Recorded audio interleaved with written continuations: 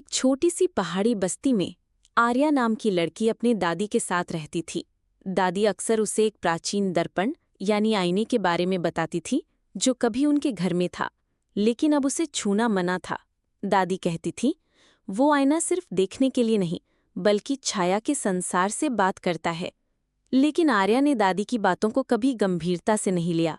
एक दिन बिजली की तेज गड़गड़ाहट के साथ तूफान आया। घर की बिजली चली गई और अजीब सी सरसराहट आर्या को आईने की तरफ खींचने लगी। वो कमरे में अकेली थी। जैसे ही उसने आईने को छुआ, उसकी आंखें एक पल को सफ़ेद हो गईं और वो अचानक गायब हो गई। वो एक दूसरी दुनिया में थी, एक दुनिया जहां सब कुछ धुंध और परछाई से बना था। चारों ओर अंधेरे में चलती परछाइयां थीं, लेकिन वे किसी डरावनी चीज का हिस्सा नहीं थी। वो जीवित थी और हर परछाई आर्या की तरफ देख रही थी। एक गहरी ठंडी आवाज आई, तुम छाया की रानी हो, तुम्हारी वापसी का इंतजार सदियों से था। आर्या डर गई, लेकिन एक परछाई ने धीरे से उसका हाथ थामा और उसे एक पत्थर की गुफा की ओर ले गई, जहां एक विशाल काला सिंहासन रखा था।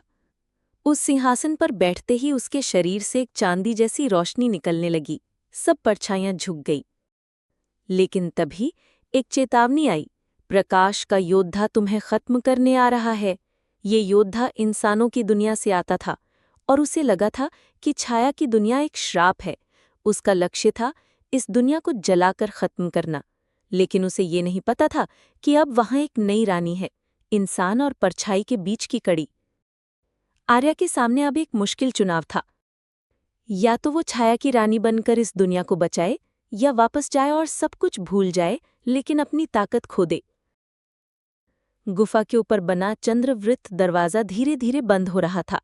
आर्या ने बिना सोचे सिंहासन से उठकर तलवार उठाई जो अंधेरे से बनी थी, लेकिन उसमें रोशनी की लकीरें थीं।